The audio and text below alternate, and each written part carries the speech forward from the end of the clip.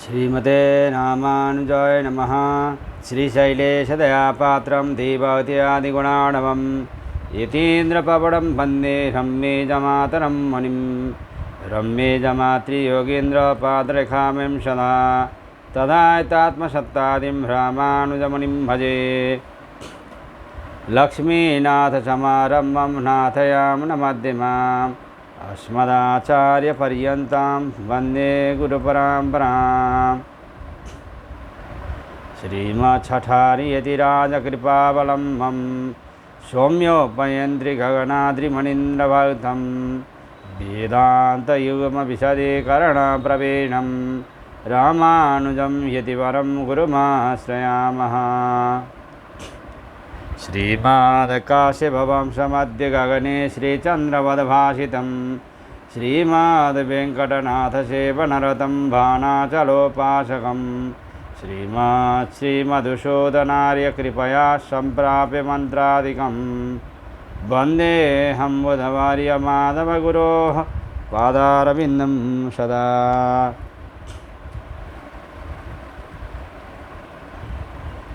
हम लोगों ने श्रीमद् जगद्गुरु रामानुजाचार्य प्रणीत वेदांत सार का श्रृंखलाबद्ध तरीका से सत्संग कल तक सुने हैं, तो आज भी सत्संग शुरू कर रहे हैं। 1, 2, 10 तक सत्संग हो चुका है। अब फिर से ब्रह्म सूत्र वेदांत सार का 1, 2, 11 सूत्र से सत्संग प्रारंभ कर रहे हैं।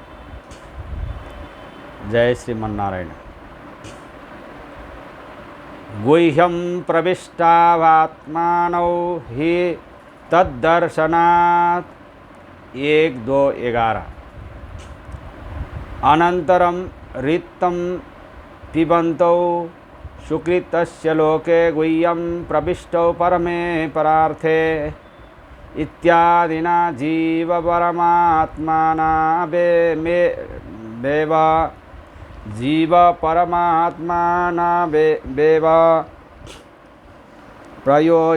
प्रयोजक भावेन कर्मफलासनेनो यादुपदिष्टौ तयोरेवास्मिन् प्रकरणे गुहा प्रवेश दर्शनात् दुर्दर्शं गुणमनु प्रविष्टं गुहाहितम् इति परस्य या प्राणेन संभवात्यादितिर्देवतामयी गुह्यं प्रविश्य तिष्ठन्ति इति जीवस्य कर्मफलादानादादि तिर्जीवः।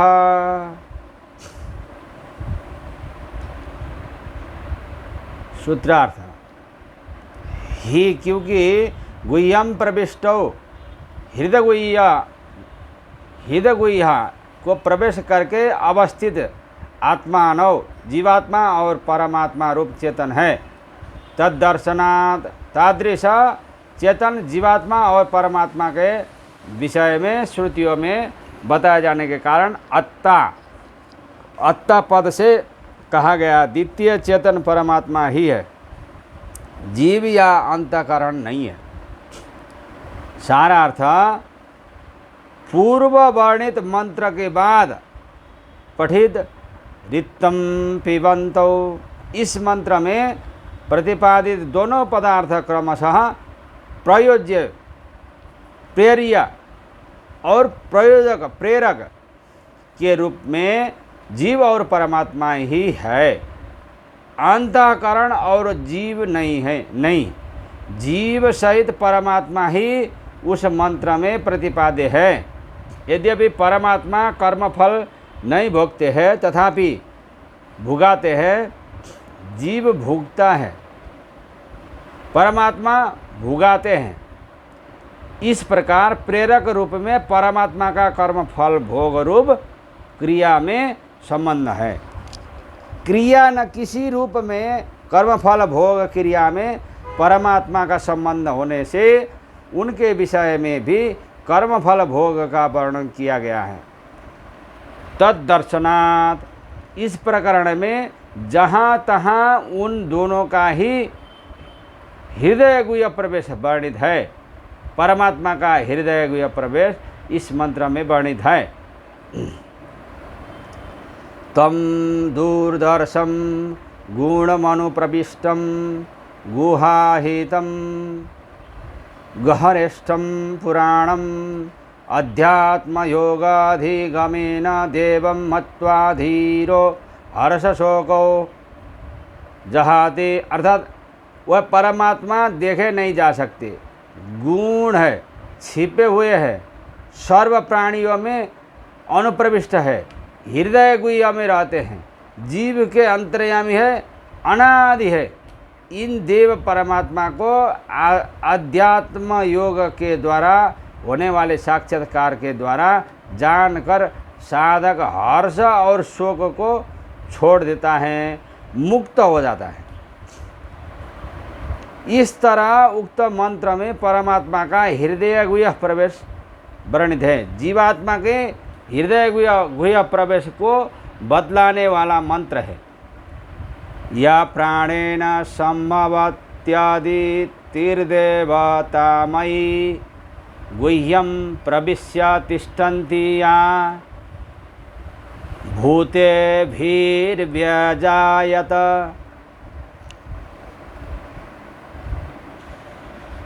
क 2 4 7 अर्थात अदिति अर्थात कर्म फलों को भोगने वाला जीव प्राण के साथ रहता है, हृदय गुह्य में प्रविष्ट होकर रहता है तथा पृथ्वी इत्यादि भूतों से मिलकर देवादि रूपों में विविध बन जाता है। इस प्रकार इस प्रकरण में परमात्मा और जीवात्मा का गुह्य प्रवेश वर्णित है। यहाँ जीव को अदिति कहा गया है। कर्मफल का अदन करने के कारण उसे उक्त नाम से कहा जाता है।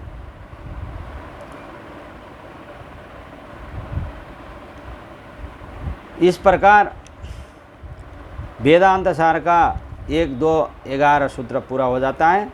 अब हम 1 2 12 सूत्र में प्रवेश कर रहे हैं। विशेषणाच्चा 1 2 12 जीव परावेव हि सर्वत्रास्मिन् प्रकरणे विशेष्यते न जायते म्रियते वा विपश्चित्। क 1 2 18 इत्यादो जीवः अणोरणीयान् महतो महीयान्। क 1 2 20 महान्तं विभुमात्मानं। क 1 2 22 नायमात्मा प्रवचनेन। क 1 2 23 विज्ञान सारथिर्यस्तु मनः प्रग्रहवान्नरः शोध्यनः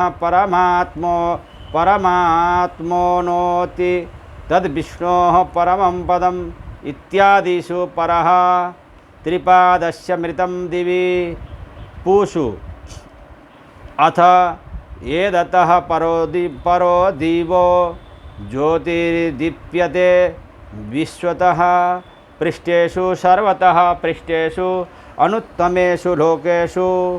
छान्दोग्योपनिषद 3:13-7 इति विश्वतः प्राकृतितात् स्थानात् परं विष्णोः परस्थानमेव हि संसाराध्यानः पारभूतं मुमुक्षुभिः प्राप्यं परमं पदं सदा पश्यन्ति सूरयः।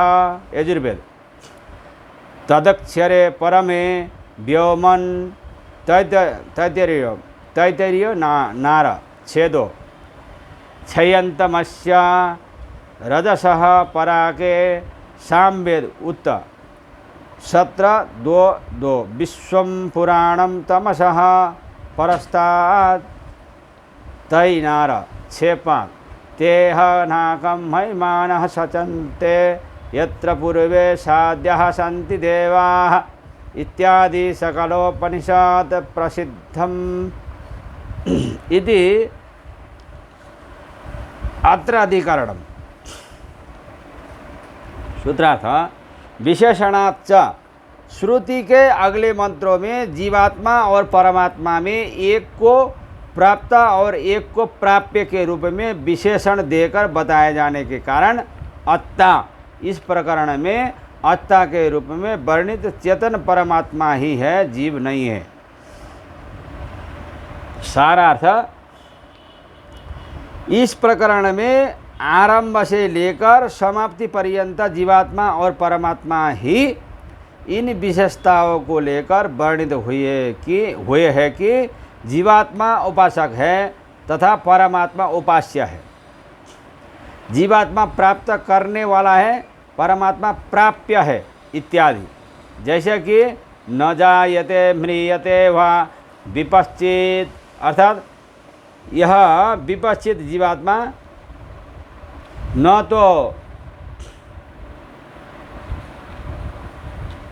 जन्म लेता है और न मरता है। इस तरह जीवात्मा का वर्णन हुआ है। इसी तरह अणुरणीयान महतो महीयान, अर्थात इस जीवात्मा के हृदय गुफा में रहने वाला परमात्मा सूक्ष्म से भी अति सूक्ष्म और महान से भी अति महान है। परमात्मा की उस महिमा को कामना रहित और चिंता रहित कोई बिरला उपासक ही सर्वाधार पर ब्रह्म परमात्मा की कृपा से ही देखता है। इसमें परमात्मा का वर्णन हुआ है। एवमेव महांतम विभोमात्मानम, अर्थात उस महान सर्वव्यापी परमात्मा को मानकर धीर महापुरुष कभी किसी भी कारण से शोक नहीं करता। इस श्रुति में भी परमात्मा का वर्णन हुआ है। फिर आगे नायमात्मा प्रवचनेन, श्रुति में कहा गया है कि यह परब्रह्म परमात्मा न तो प्रवचन से ज़्यादा प्रवचन कर लिया, बढ़िया से प्रवचन दे दिया, इससे भी खुश होने वाला नहीं। न बुद्धि से, बहुत बड़ा बुद्धि है, स्मरण शक्ति है तो भी नहीं, और न बहुत श्रवण करने से, बहुत सारा कथा सुनने से या सत्संग सुनने से भी न प्राप्त हो सकता है। जिसको यह ब्रह्म स्वयं स्वीकार कर लेता है उसके द्वारा ही वह प्राप्त किया जा सकता है, क्योंकि यह परमात्मा उसके लिए अपने यथार्थ स्वरूप को प्रकट कर देता है। इस श्रुति में भी परमात्मा का ही वर्णन हुआ है। किसके लिए? जो 100 में 100%, मतलब 100 में 100% सरेंडर कर दिया गुरु के द्वारा भगवान का, सर्वधर्मान परित्यज्य कर दिया। फिर भगवान माम एकम शरणम ब्रज कर दिया, वहाँ तक पहुँच गया। तब फिर भगवान बोलते हैं अहम त्वा सर्व पापेभ्यो। तत्पश्चात विज्ञान सारथिर यस्तु मनः प्रग्रह वान्नरः स्वध्वनः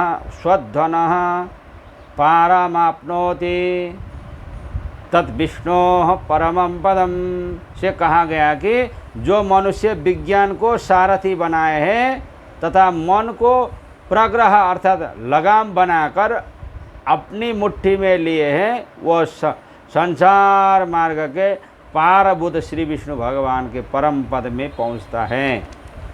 इस श्रुति में भी परमात्मा का वर्णन हुआ है। फिर पुरुष सूत्र में त्रिपादस्य मृतम दिवी से कहा है कि इस परमात्मा की अक्षय अविनाशी,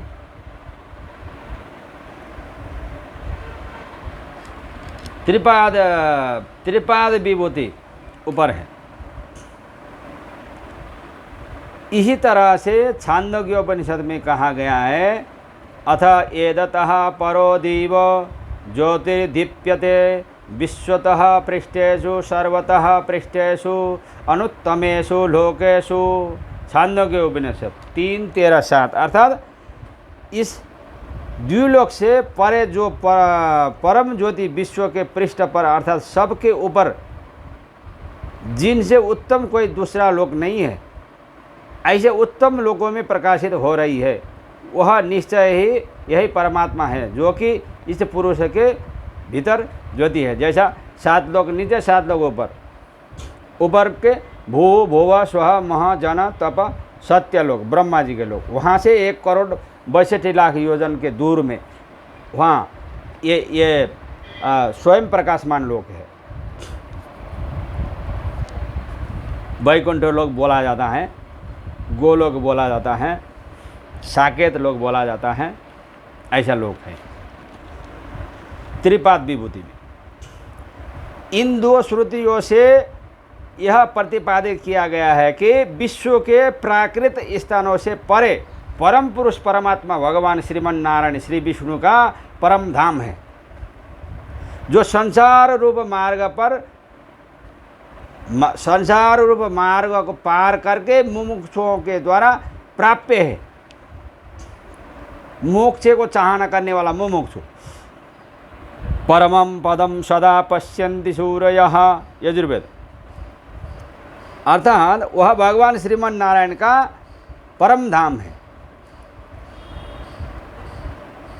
जहाँ नित्य और मुक्त सूर्यगण भगवान का दर्शन करते रहते हैं। इसी तरह तदक्षरे परमे व्योमन, अर्थात उस अक्षर अविनाशी परमाकाश में क्षयंतमस्य रजसः पराके, क्षयशील रजोगुण युक्त प्रकृति से परे वह त्रिपाद विभूति विद्यमान है। ब्रह्मा जी के लोक से 1,62,00,000 योजन ऊपर जाने पर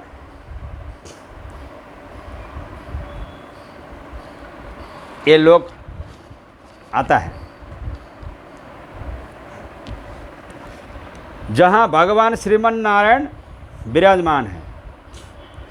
विश्वम पुराणम तमसः परस्ताद, तमोगुण की स्थिति से बहुत परे विश्व और पुराण स्वरूप परमात्मा है। तेह नाकम महिमानः सचन्ते यत्र पूर्वे साध्याः सन्ति देवाः, अर्थात वह ज्ञानी जन भगवान की अर्चना आराधना करते हुए जिसमें किसी भी प्रकार का दुख नहीं है, तादृश त्रिपाद विभूति को प्राप्त होते हैं, जहाँ पूर्व साध्य सूर्यगण विराजमान रहते हैं इत्यादि सकल उपनिषदों में प्रसिद्ध परम धाम का वर्णन है। 1,62,00,000 योजन के बीच में आ जाता है, वो एक कैवल्य मोक्ष धाम भी आ जाता है। 1 करोड़ योजन पार करने के बाद में बिरजा के पार।